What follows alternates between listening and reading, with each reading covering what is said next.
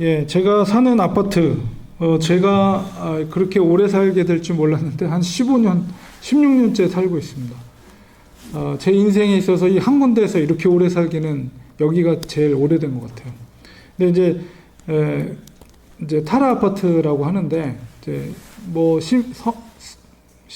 시민 아파트라기도 하고 뭐 저소득층 아파트라고도 하는데 뭐 지금 오너가 바뀌어가지고 좀 분위기가 좀 달라지긴 하고 있습니다. 근데 전에부터 이제 유학생들이 많이 오셨고 목사님들이 많이 살던 아파트입니다. 뭐 최근 들어서 좀 중동계, 아랍계 사람들이 많이 들어오고 있는데 여전히 그 아파트에는 저 같은 목사님들이 많이 살고 계세요. 그래서 이제 가끔씩 이제 오다 가다 만나서 이제 사역의 이야기, 그런 이야기들을 나누다 보면 대부분이 이제 작은 교회 목사님들입니다. 그래서 만나서 얘기해 보면 다 어려운 상황과 형편 속에서 목회를 하고 계시기도 하고, 심지어는 그냥 가정에서 교회가 이제 코로나 때문에 이제 어려워지면서 교회를 문을 닫고 그냥 가정에서 예배를 드리는 그런 목사님도 계십니다. 그래서 참 어려운 상황들 속에서도 그렇게 목회를 하고 계시는 모습들을 제가 보았는데요.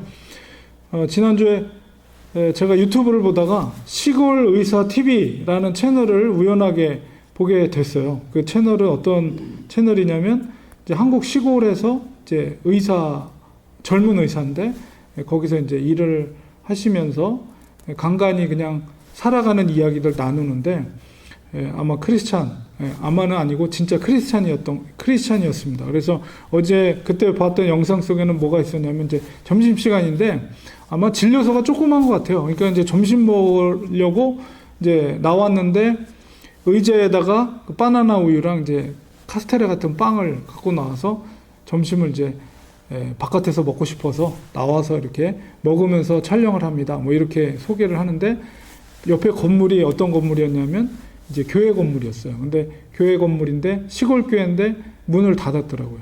문을 닫은 시골 교회 옆에서 이제 그 바나나 우유를 먹으면서 이제 이런저런 이야기를 하는데 주로 이제 시골 교회 이야기를 나누었습니다.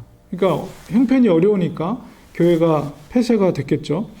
그러면서 시골 교회 어려운 상황들 뭐 이런 이야기를 진솔하게 나누었습니다. 그런 영상의 밑에 댓글이 어떤 눈에 띄는 댓글들이 몇 개가 있었는데 이제 어떤 댓글이 있었냐면 아마도 시골 교회를 목회하는 목사님인 것 같아요. 뭐라고 썼냐면 저희 교회도 114년 된 시골 교회입니다.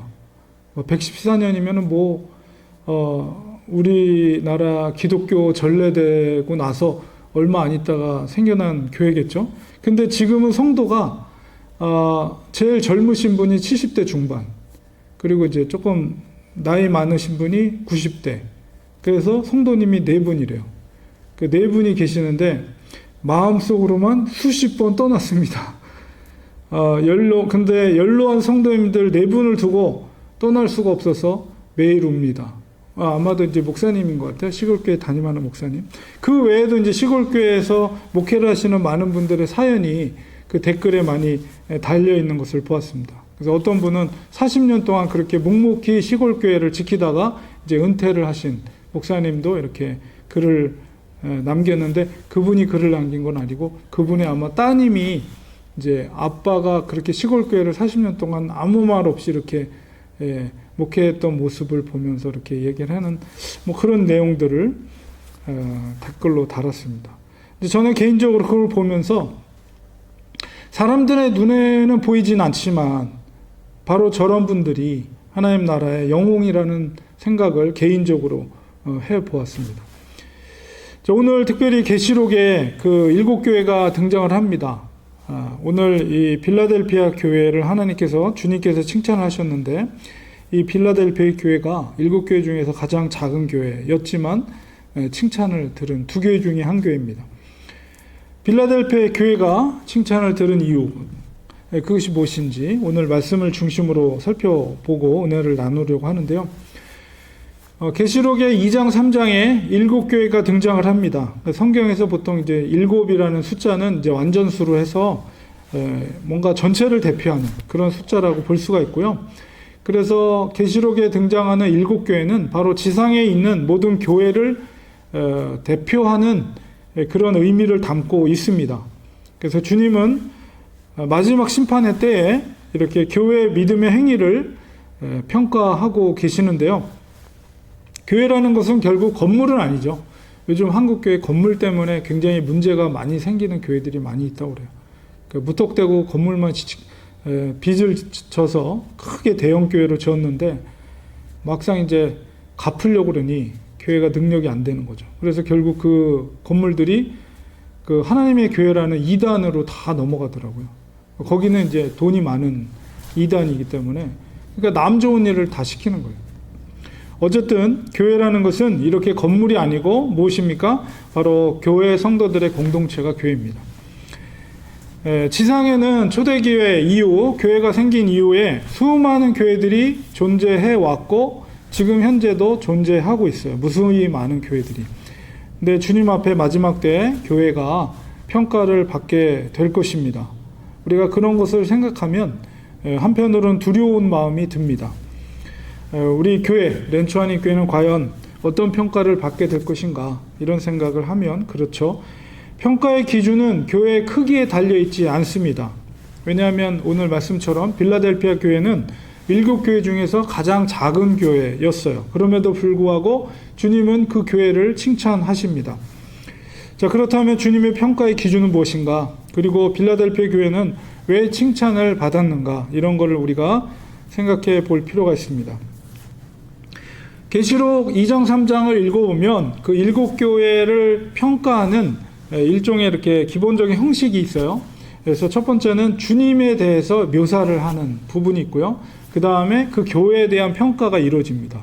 그리고 이제 그 교회가 이제 칭찬을 들을 수도 있고 또 이제 책망을 들을 수도 있는데 그 다음에는 그 책망에 대한 처방이 어떻게 해야 될 것인가에 대한 문제, 그리고 그 칭찬을 들었다면 그 칭찬에 대한 결과가 무엇인가, 이런 형식으로 7교회를 동일한 형식으로 평가를 하고 있어요. 자, 빌라델피아 교회의 오늘 읽은 본문 속에서 먼저 이제 주님에 대한 묘사가 7장 7절에 먼저 언급이 되고 있습니다. 빌라델피아 교회 사자에게, 사자라는 건 목회자를 말하죠. 빌라델피아 교회 목회자에게 편지하라 이렇게 말하고 있는데 주님을 평가하기를 거룩하고 진실하다 먼저 이렇게 평가하고 있죠. 예수님의 성품의 특징의 두 가지입니다. 그것은 바로 거룩과 진실입니다. 이것이 바로 그리스도인이 닮아야 될 중요한 덕목이지요. 그래서 먼저 우리 그리스도인은 거룩해야 됩니다. 이제 거룩하다는 것은 그 속에 어떤 모양의 죄라도 가까이 하지 않고 성결한 모습을 유지하는 것.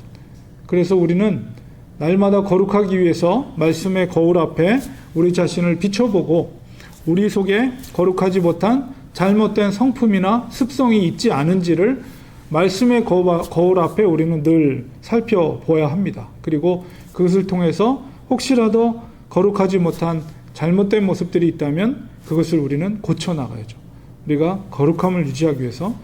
그 다음에 예수님의 특성을 진실하다. 그리스도인은 우리가 진실해야 합니다. 거룩이라는 것과 진실이라는 것은 이렇게 연결이 되어 있어요. 우리가 거짓된 것, 진실하다는 것은 반대가 거짓된 것이죠. 그러니까 거짓된 것은 거룩할 수가 없어요, 당연히. 그래서 우리가 진실하기 위해선 우리는 생각 속에 진실함이 있어야 되고 또 우리의 말 속에 그리고 행동 속에 거짓이 없는 그런 삶을 살아야 됩니다. 이 두 가지만 정말 철저히 지켜나가도 우리는 온전한 성도의 삶을 유지할 수가 있어요.